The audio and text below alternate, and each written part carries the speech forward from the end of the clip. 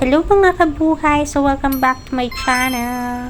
So for today's video, napakaaliwalas po ng plano pero sa ibang lugar po, inuulan. Supposedly po dapat uwi nga ni Ho ako ng province pero dahil binabagyo na naman, hindi na naman po tayo natuloy. Kaya samahan nyo na lang ho ako mag-alaga na rin aking alagang pusa, naglalambing na naman. At after nga ni Ho ng work ko, siya agad yung inuuna ko. Alam na niya yung routine kong ginagawa kaya kapag hindi ko yun nasunod, nag-iingay at nag-iingay pa din siya. Kaya kahit ako tulog, nagigising talaga ako, siya guys. Po yung tipo na stress reliever ko, pero at the same time, siya din yung stress ko. O, diba? Ang saya. Kaya kapag from night shift po ako, puyat na puyat ako sa ingay niya. Papakanta ka na lang talaga ng meow, meow, meow.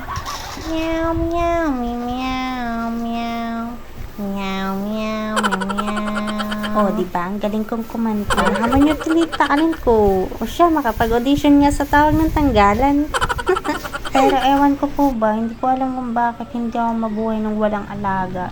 Pag hindi aso, pusa, or kaya rabbit, basta, or sadyang pet lover lang talaga ako. Minsan ko lang po yan malabas kasi nga nag-i-scratch sa motor. So baka mamaya magbayad tayo. Wala tayong pambayad, girl. Yan, may pahalik-halik effect pa siya. So namiss niya ako, guys.